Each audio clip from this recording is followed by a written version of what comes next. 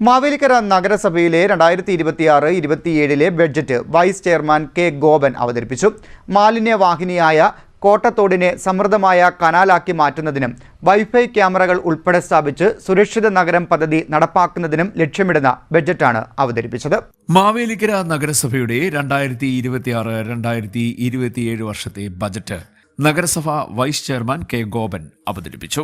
മാലിന്യവാഹിനിയായി അറിയപ്പെടുന്ന കോട്ടത്തോടിനെ സമൃദ്ധമായ കനാലാക്കി മാറ്റുന്നതിനും വൈഫൈ ക്യാമറകൾ ഉൾപ്പെടെ സ്ഥാപിച്ച് സുരക്ഷിത നഗരം പദ്ധതി നടപ്പാക്കുന്നതിനും ലക്ഷ്യമിടുന്ന ബജറ്റാണ് അവതരിപ്പിച്ചിരിക്കുന്നത്.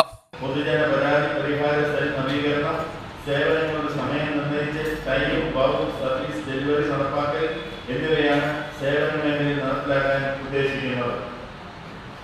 ഭവന നവീകരണ സഹായം, വിദ്യാഭ്യാസ സ്കോളർഷിപ്പുകൾ, ഭിന്നശേഷിക്കാർക്ക് സഹായ ഉപകരണങ്ങൾ, ധനകാര്യ ശാസ്ത്രീയത, വരുമാന വർധനവിനായി നികുതി ശേഖരണം കാര്യക്ഷമമാക്കുകയും ചിലവിൽ സുതാര്യത ഉറപ്പുവയ്ക്കുകയും ചെയ്യുന്നു.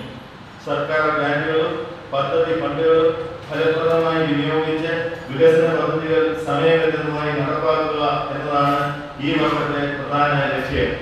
65,77,09,816 രൂപ വരവും 60,12,26,772 രൂപ ചിലവും പ്രതീക്ഷിക്കുന്ന ബജറ്റിൽ നിർധന കുടുംബങ്ങളിലെ 18-നും 50-നും ഇടയിൽ പ്രായമുള്ള വനിതകൾക്ക് ഡ്രൈവിംഗ് പരിശീലനം, കേന്ദ്രീകൃത നിയന്ത്രണ സംവിധാനമുള്ള സെൻസറോടുകൂടിയ LED ലൈറ്റുകൾ സ്ഥാപിക്കൽ, നഗര സൗന്ദര്യവൽക്കരണം, ഗ്രീൻ കോറിഡോർ പദ്ധതി, മഴവെള്ള നിയന്ത്രണ വെള്ളക്കെട്ട് പരിഹാര പദ്ധതി, പുതിയ കൾവർട്ട് നിർമ്മാണം, നഗര പ്രാഥമിക ആരോഗ്യ കേന്ദ്രങ്ങളുടെ നവീകരണം, ലാബ് സൗകര്യങ്ങളുടെ മെച്ചപ്പെടുത്തൽ എന്നിവ ഊന്നൽ നൽകി അവതരിപ്പിച്ചിരിക്കുന്നു.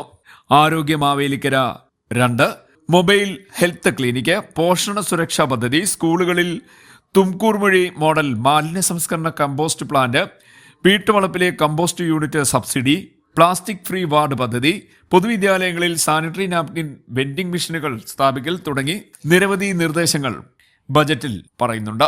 യുവാക്കൾക്ക് കാർഷിക സ്റ്റാർട്ടപ്പ് പിന്തുണയടക്കം വ്യത്യസ്തമായ നിരവധി പദ്ധതികളും ബജറ്റിൽ ഉൾപ്പെടുത്തിയിട്ടുണ്ട്.